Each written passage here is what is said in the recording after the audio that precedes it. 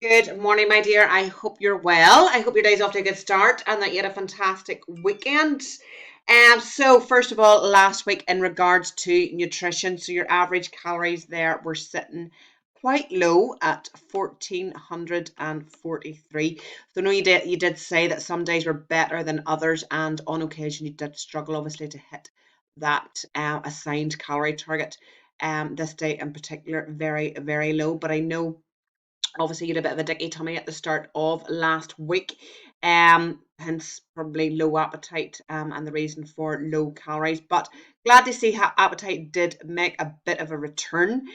Sometimes I find it difficult to get protein in, so there what I do actually is I normally stick to the same protein sources day in day out. So it's finding what you enjoy. I'm not going to say sit here and say, Dara, you need to eat chicken every day, you need to eat eggs, you need to eat fish, you need to eat Greek yogurt, you need to eat, you need to get a whey protein powder. It's finding what works for you, and what you enjoy, and then just including that every single day. Of course, variety is the spice of life, and it's nice to try different things as well. But sometimes just sticking to the same sources does make things a little easier, and then you can sort of play about with your add-ons to those particular meals and stuff as well. And again, planning in advance. So sitting down the night before, planning your diary or your food diary on MyFitnessPal and knowing exactly the meals you're going to have the next day as well, rather than trying to sort of wing it throughout the day and then, therefore not hitting your protein target and stuff.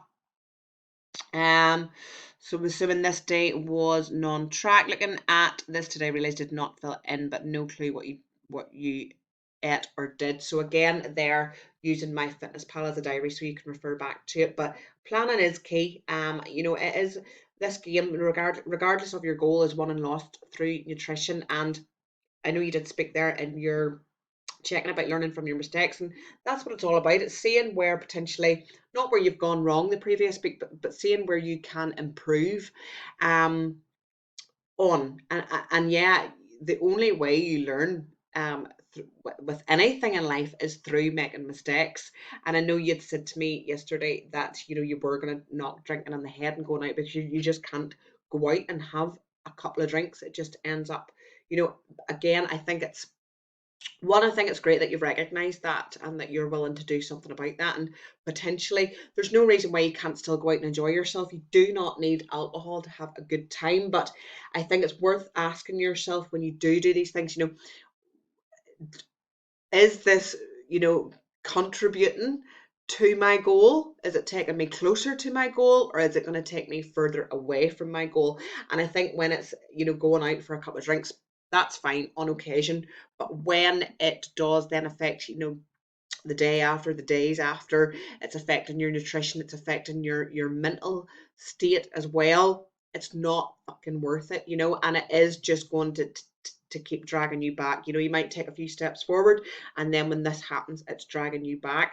So it's taking ownership of that and realizing that that is not um taking you closer to your goal, but in fact, it's pulling you further away from that. So yeah, anything that you do, if it's going out for whatever food or doing this, that, or the other, just ask, is this positively contributing to my current goal? And if it's not, don't do it. Um, and especially if you are an all or nothing kind of girl, if you can't go out and have a couple of drinks, then just don't do it. I think you'll actually feel so much better for it. So that could be a little personal goal in itself for you, is just to, yes, still go out and have fun, but realize that you can still go out and enjoy social activities and spend time with friends and stuff, without getting absolutely wasted and then it ruining your days after. It's just not worth it. It's really not. And you might find actually that you enjoy their company or their time a lot more when you are actually sober as well. So yeah, that is definitely something to think about. In terms of energy expenditure, so average steps are sitting at 6.3. So a little bit below your weekly average. However, I know you said that you find going into the gym and doing your steps a lot easier and you prefer that. I think, yeah, if that works for you, do that.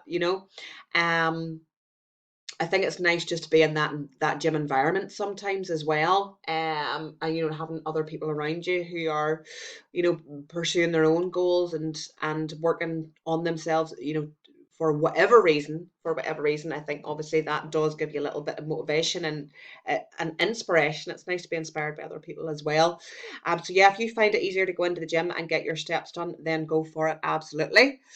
Um, Struggle to get things done, but done them anyway. Yep, sometimes you just need to keep putting one foot in front of the other and get shit done, regardless of how you're feeling.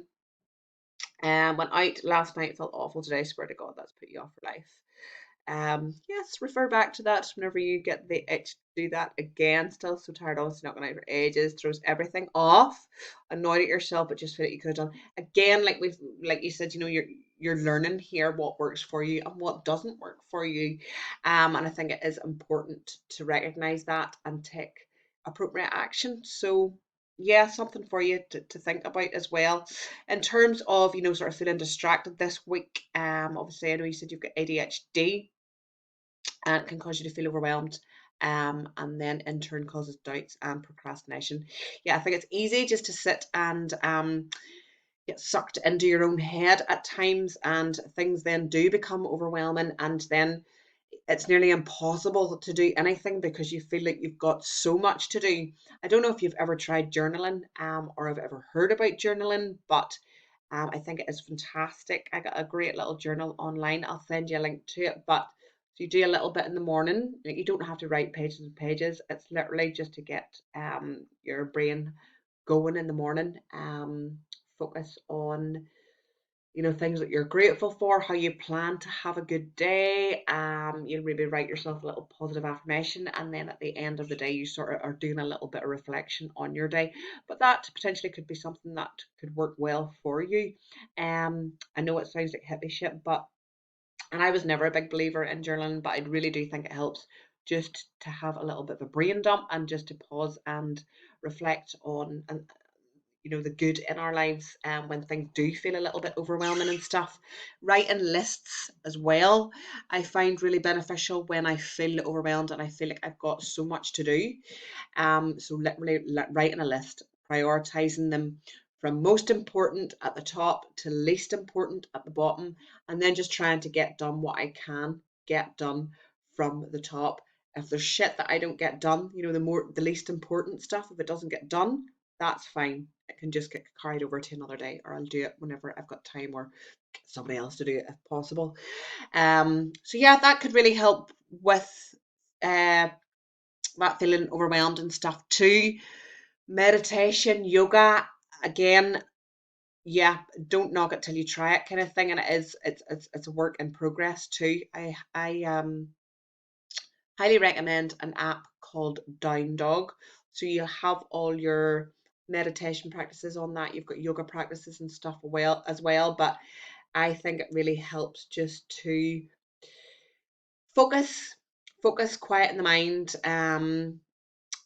There's lots of little breathing techniques and stuff in it as well that can be extremely beneficial. But as I say, it's something obviously you have to practice. You don't have to be doing it 20-30 minutes a day. You could literally do 1 minute, 2 minutes a day just to start. And again, it doesn't have to be something you do every day, just now and again, but just those little things to think about. But I do think the journaling will be fantastic for you.